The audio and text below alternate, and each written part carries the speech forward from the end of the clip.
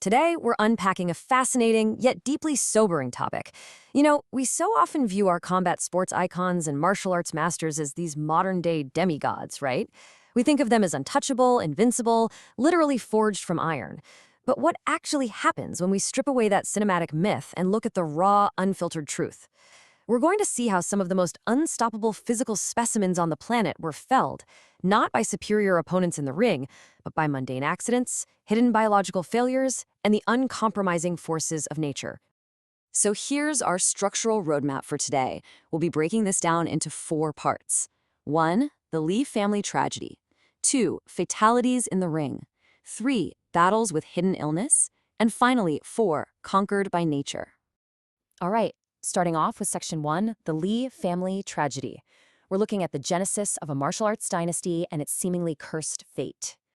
To really understand the whole Lee legacy, we have to start with Bruce Lee's world-famous teacher, Ip Man. And this brilliantly illustrates the massive divide between myth and reality. The blockbuster films depicting Ip Man's life, which, came out decades later, they present this heavily sanitized, purely heroic version of his story. But his private reality? It was actually much darker. He struggled with a severe, long-lasting opium addiction. Smoking opium through pipes for literally decades did massive damage to his health, and it eventually led to the throat cancer that killed him in 1972 at the age of 79. So yes, he was an incredibly skilled martial artist, absolutely, but he was also a deeply flawed human being battling a fierce addiction. Now, what's really interesting about this is the clinical reality of what suddenly killed the seemingly invincible 32-year-old Bruce Lee. This happened at the absolute height of his fame and physical condition. When he passed away in July 1973, literally right before his film Enter the Dragon was about to launch him into Hollywood superstardom, the autopsy revealed a severe case of cerebral edema. That's massive swelling of the brain.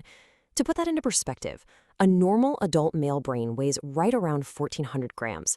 Well, Lee's brain had swollen to 1,525 grams.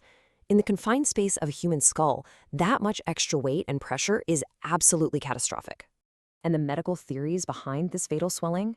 They're honestly a masterclass in human fragility. The official cause of death was listed as a hypersensitivity to Equagesic, which is just a completely common headache pill he took that day, containing aspirin and a muscle relaxant. But recent medical studies propose some other really fascinating theories. One is hyponatria. That's a dangerous dilution of blood sodium caused by drinking way too much water. And when you combine this with the fact that Lee actually had his sweat glands surgically removed just to look better on camera, well, it gets complicated. That extreme body modification may have critically impaired his ability to regulate his body's fluid balance, essentially causing his kidneys to fail. So the fittest man on the world could have been taken down by a simple headache pill or by his own extreme quest for aesthetic perfection. And tragically, that legacy of premature death continued 20 years later with Bruce's son, 28-year-old Brandon Lee. On the set of his film The Crow, a multi-layered procedural failure completely cemented the lore of the Lee family curse. It's like a devastating domino effect. Because the production was running behind schedule, they took shortcuts. First, a dummy round, which had its gunpowder removed but still had a live primer, was fired, and it lodged the bullet tip deep inside the barrel completely unnoticed. Later on, that exact same gun was reloaded with a blank round for a different scene. So when the actor fired the blank at Lee, the gunpowder charge that was only designed to make a cinematic flash actually acted as a propellant. It shot that lodged bullet fragment right out of the barrel with lethal velocity, penetrating his spine. Both father and son dead so incredibly young, at the absolute peaks of their careers, in completely preventable circumstances. Let's move to Section 2 and see how this builds into our next theme, fatalities in the ring, and how these catastrophic deaths forced immediate sweeping regulatory changes. 29. Just take a second to really process that number. That is the exact number of consecutive punches Emil Griffith landed on a completely defenseless Benny Parrott in just about 18 seconds. This was during their 1962 welterweight championship fight. Now, Parrott had infuriated Griffith before the fight with a homophobic slur, and in the 12th round, Parrott became tangled up in the ropes. Griffith just unleashed this brutal, uninterrupted combination, violently snapping Parrott's head back with every single impact, until the referee finally stepped in. Parrott fell into a coma right there and died 10 days later. Millions of Americans literally watched a man be beaten to death on live television. As you can imagine, it sparked massive national questions about the sheer, raw brutality of the sport. And sometimes the devastation of an in-ring fatality extends so far beyond the fighter themselves. It's like a blast radius. The tragic ripple effect of Duke Koo Kim's death in 1982 is a truly haunting example of this. Kim fought an absolute 15-round war against Ray Mancini. He absorbed tremendous punishment, finally collapsing in the locker room from a subdural hematoma, which is severe bleeding between the brain and the skull. He died 4 days later. But the tragedy widened horribly from there. His devastated mother flew to Vegas, saw him hooked up to life support, and actually committed suicide 4 months later. And then the referee of the fight, Richard Green, who was reportedly just haunted by the guilt of not stopping the bout sooner, he also took his own life the very next year. It's just devastating. So the crucial point is that this specific tragedy fundamentally altered the landscape of combat sports forever. Because of Duke Koo Kim's death, major boxing organizations immediately stepped in and they permanently reduced championship fights from 15 rounds down to 12 rounds. That regulation remains the gold standard to this very day. It was a direct, immediate response to the human limit being fatally breached in those grueling 14th and 15th rounds. And in professional wrestling, we see the danger of the routine. In 2009, 46-year-old wrestling legend Mitsuharu Misawa was performing a match he had done literally thousands of times over his 27-year career. His opponent executed a standard backdrop suplex.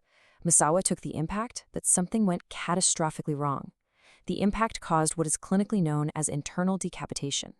It sounds like something from a horror movie, right?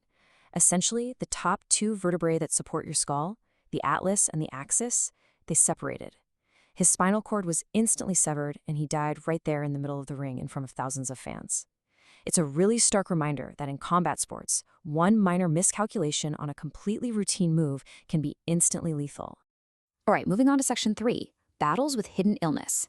We're going to look at the jarring contrast between external physical dominance and internal biological failure.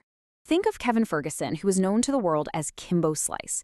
He was this massive internet phenomenon in the early 2000s, famous for his terrifying knockout power in those viral, bare-knuckle, backyard street fights. He eventually transitioned to elite professional MMA and just seemed incredibly, undeniably imposing. But his outward appearance masked a shocking reality. In 2016, he was admitted to the hospital having trouble breathing, and doctors discovered a mass on his heart. The man the whole world saw as this indestructible street brawler was actually in severe heart failure, actively sitting on a waiting list for a heart transplant. He died that very evening at 42. He'd been walking around fighting with a literal ticking time bomb in his chest. And the speed at which biology can betray an elite athlete, it is terrifying. Just look at the case of the Swiss kickboxer Andy Hugh, the blue-eyed samurai. This guy was a K1 World Grand Prix champion, seemingly in absolute peak condition. In mid-August of 2000, he arrived in Japan with what he thought was just a minor fever. By August 18th, he was in the hospital, diagnosed with acute leukemia. The blood cancer progressed so rapidly that his body immediately began failing, causing agonizing internal bleeding from his eyes and nose. Yet, true to his samurai nickname, witnesses say he absolutely refused to cry or complain. Just 6 days after his diagnosis, on August 24th, he passed away. Healthy to dead in less than a week. It's almost impossible to comprehend.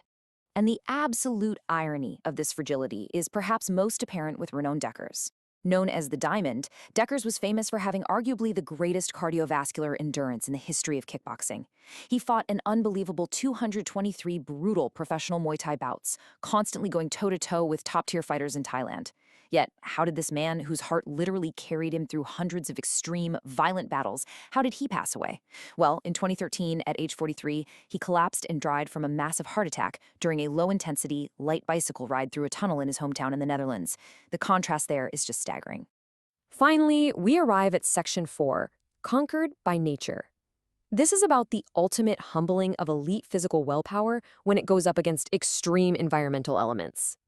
We really find our answer to this in the tragic story of former UFC middleweight champion Evan Tanner. Now, Tanner was a very unconventional thinker. He was deeply interested in philosophy and self-reliance. So in September 2008, he decided to take a solo camping trip out into the remote California desert to find some solitude and meditate. But listen, nature doesn't care about your championship belts. A sequence of entirely mundane events is what sealed his fate. His motorcycle broke down, leaving him stranded. Because the daytime temperatures were pushing past 110 degrees Fahrenheit, he ran out of water much sooner than he expected. Despite texting friends that he was going to hike back to get help, he died of severe heat exhaustion and dehydration. His body was found just a few miles away from his camp. You see, Tanner famously lived by this specific motto. The power of the mind is the only power that matters. And honestly, it's a beautiful, incredibly inspiring philosophy for a fighter to have. But out there in the unforgiving, scorching heat of the California desert, the poignant reality is that nature proved vastly stronger than his mental resilience. His iron willpower simply couldn't outlast his biological, human need for water. Which leaves us with this final thought for today's explainer. We've seen world champions fall to headache pills, hidden heart defects, a few extra rounds, and the hot sun. So when we strip away that cinematic myth of invincibility to reveal the incredibly fragile mortality of these combat icons, does it diminish their legendary status? Or, knowing exactly how delicate the human machine truly is, does it actually make their extraordinary physical achievements in the ring even more profound? I encourage you to really rethink the mythology of your heroes. Thanks so much for joining me on this deep dive. Keep learning, and I'll see you in the next explainer.